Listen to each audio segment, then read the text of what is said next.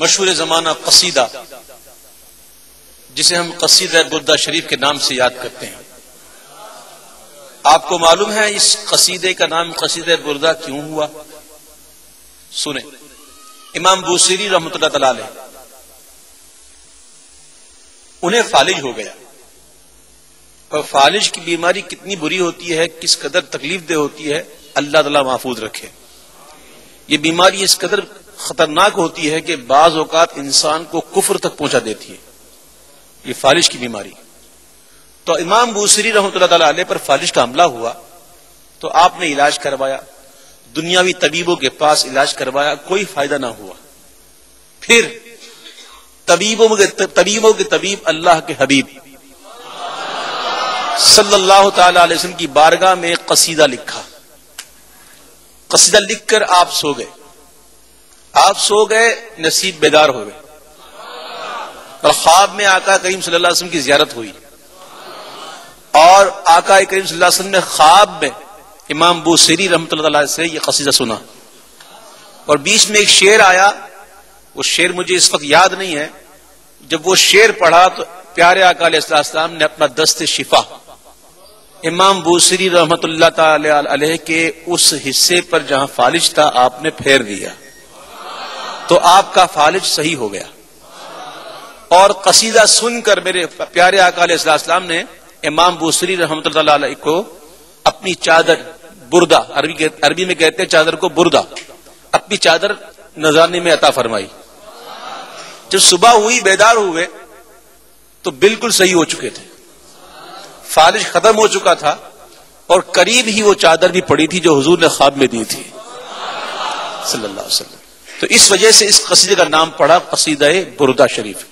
تو آئیے اس قصیدے کے اشعار کو مل کے پڑھتے ہیں، کوئی لب کوئی زبان خاموش نہ ہو، بڑی محبت سے پڑھیے گا، بآواز بلند پڑھیے گا. پڑھیے. مولایا صلی وسلم دائما ابدا علی حبیبک خیر الخلق كلهم. مولاي صل وسلم دائما ابدا على حبيبك خير الخلق كلهم. محمد سيد الكونين وثقلين. محمد سيد الكونين وثقلين والفريقين من عرب ومن عجم. مولاي صل وسلم دائما ابدا على حبيبك خير الخلق كلهم. هو الحبيب الذي ترجى شفاعته. هو الحبيب الذي ترجى شفاعته لكل هول من الأهوال مقتحم. مولاي صل وسلم دائما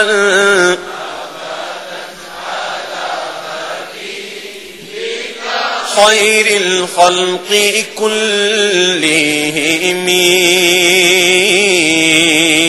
نبينا الأمير الناهي فلا أحد.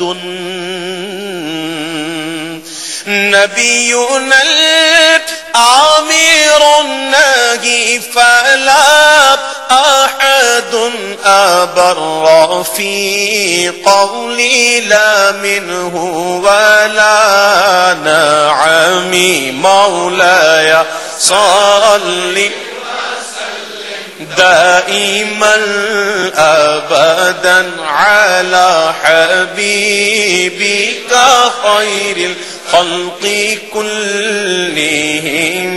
يا أكرم الخلق ما لي من ألوذ به يا أكرم الخلق ما لي من ألوذ به يا أكرم الخلق ما لي من ألوذ به سواك عند حلول الحديث العمام مولاي صل وسلم دائما أبدا على حبيبك خير الخلق كلهم يا ربي بالمصطفى